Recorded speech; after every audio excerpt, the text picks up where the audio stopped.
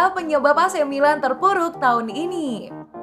Milan racikan Stefano Pioli kini mulai akrab dengan kekalahan. Terbaru mereka takluk 0-1 dari Manchester United dalam ajang Liga Eropa.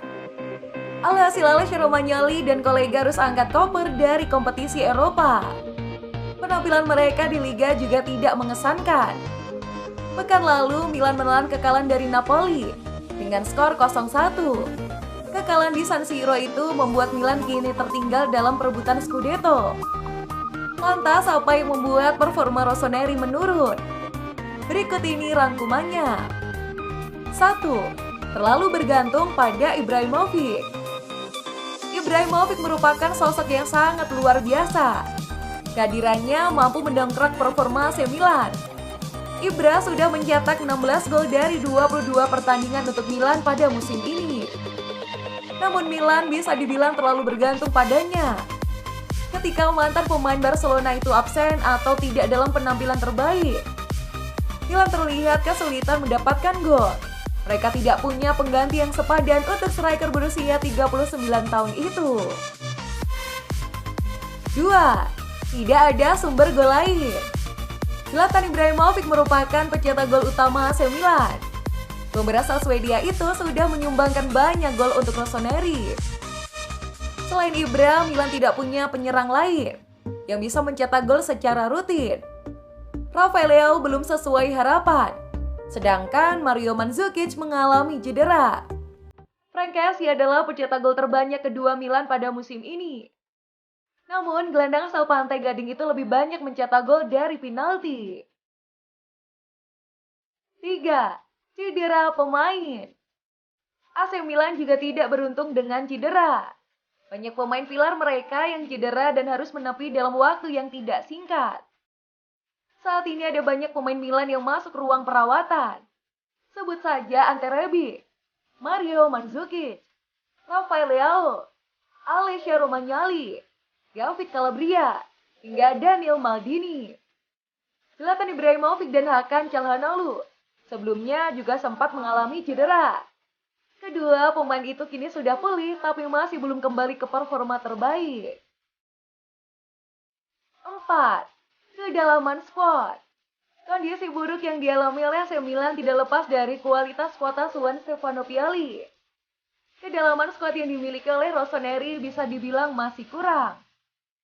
Milan mendapatkan banyak cedera pemain sepanjang musim ini. Namun Rossoneri tidak punya banyak pemain pengganti yang sepadan di bangku cadangan. Milan sudah mendatangkan pemain baru pada musim dingin seperti Soaliho Meite, Fikayo Tomori, dan Mario Mandzukic untuk meningkatkan kekuatan skuadnya. Namun sayangnya hanya Tomori yang tampil cukup bagus sejauh ini. 5. Pertahanan yang buruk. Lini belakang AC Milan tengah dalam performa yang buruk. Rossoneri hanya meraih 1 clean sheet dari 10 pertandingan terakhir di semua kompetisi. Dari 10 pertandingan itu, gawang Milan juga kemasukan 13 gol. Dan belakangan ini sorotan mengarah kepada Alessandro Romagnoli yang tampil buruk dalam sejumlah pertandingan. Buruknya lini belakang berperan penting terhadap nasib malang Milan pada tahun ini. Dan Stefano Pioli jelas harus memperbaiki hal ini.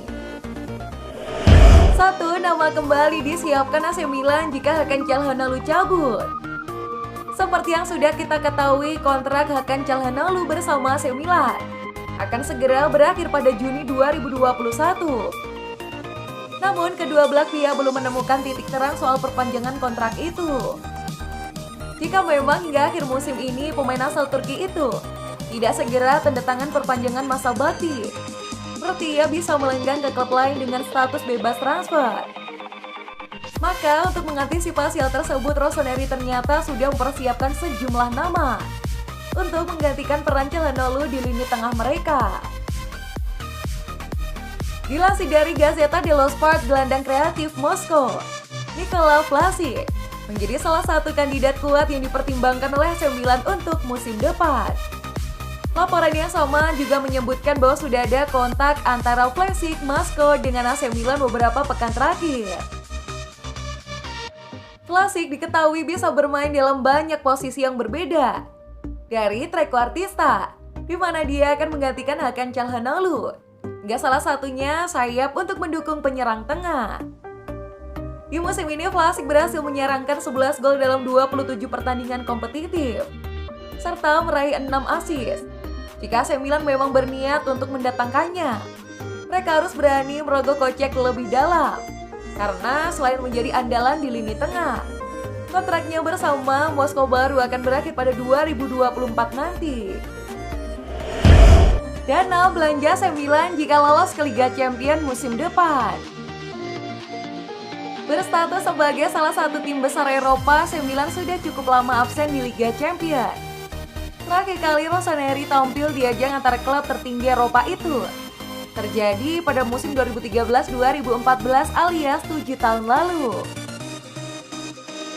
Ketika itu Rossoneri melaju hingga babak 16 besar sebelum disingkirkan oleh Atletico Madrid lewat agregat 1-5. Usai kalah 0-1 di leg pertama dan 1-4 di leg kedua. Musim depan AC Milan berpotensi besar untuk mengakhiri puasa sepanjang tampil di ajang tersebut. Pasalnya, Zlatan Ibrahimovic dan kawan-kawan kini berada di zona Liga Champions. Meski mengalami penurunan sejak awal tahun ini, sehingga lengser dari puncak Serie A Italia, Rossoneri masih bertahan di peringkat 2 dengan 59 poin dari 28 laga. Di sisi lain, peluang kembalinya mereka ke Liga Champions disambut baik oleh manajemen AC Milan.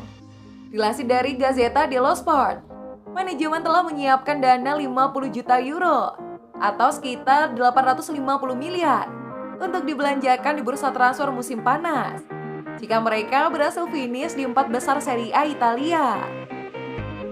Lebih lanjut, jumlah itu bahkan masih bisa bertambah lagi jika Rossoneri bisa menjual sejumlah pemain yang minim kontribusi.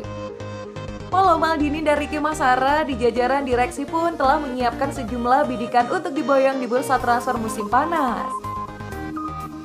Dan salah satu sektor yang hendak diperbaiki adalah lini depan, yakni mencari pengganti jangka panjang Zlatan Ibrahimovic.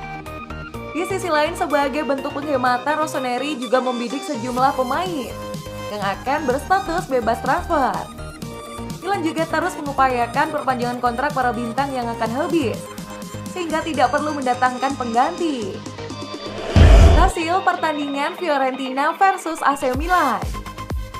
AC Milan coba mengebrak sejak menit awal, namun mereka masih direpotkan oleh perlawanan dari Fiorentina. Sang tuan rumah mampu mendesak sang tamu di menit-menit awal pertandingan. Saviola bahkan sanggup melancarkan beberapa serbuan berbahaya ke pertahanan Rossoneri, meski masih mampu dinetralkan oleh Fikayo Tomori dan kawan-kawan. Milan akhirnya berhasil mencetak gol lebih dahulu pada menit ke-9.